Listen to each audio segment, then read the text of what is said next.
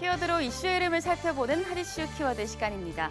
오늘도 다양한 키워드가 실시간 검색어에 올라와 있습니다. 어떤 키워드가 화제가 되는지 함께 살펴보시죠. 오늘 첫 번째 키워드, 태풍 망콧입니다.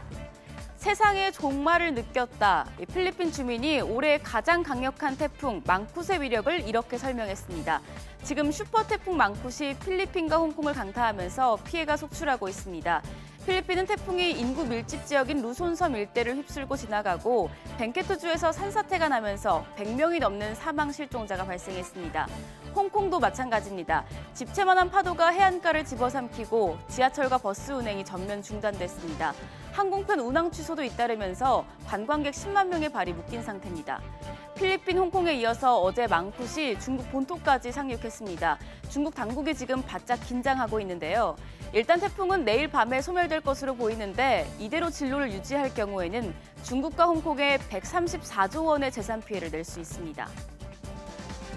두 번째 키워드는 형제복지원 공식 사과입니다. 1980년대 불황인 단속이라는 명분으로 3천여 명의 무고한 시민을 강제로 감금하고 폭행과 살인을 저지른 형제복지원 사건. 얼마 전 키워드로 전해드렸었죠.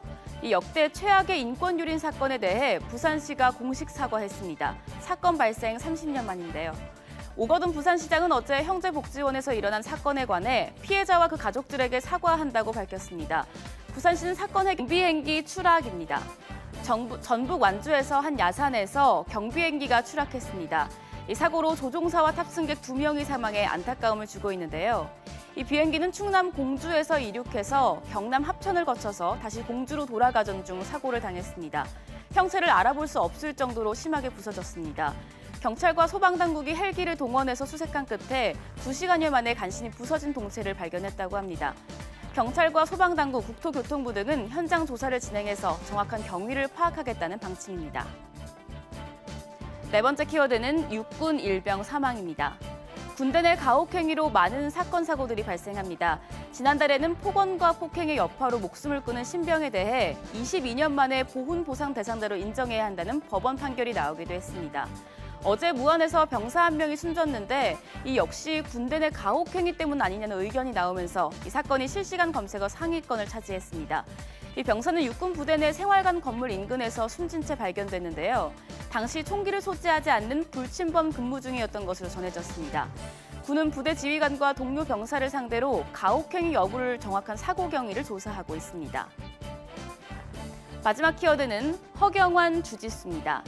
개그맨 허경환 씨의 금메달 소식이 온라인상에서 화제입니다. 허경환 씨는 주짓수 선수로 성공적인 데뷔전을 치렀는데요.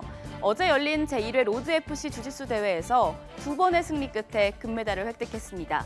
첫 경기에선 상대방의 목을 팔로 감싸 조르는 길로틴 초크 기술로 경기 시작 1분 30초 만에 승리했고 곧이어 열린 두 번째 경기에서는 8대2 판정승을 거두며 아마추어 대회지만 상당한 실력을 뽐냈습니다. 허 씨는 대회가 끝나고 자신이 곧 40살이 되지만 여전히 할 수 있다는 걸 보여주고 싶었다며 주짓수 수련에 정진을 하겠다는 각오를 밝혔습니다. 지금까지 핫이슈 키워드였습니다.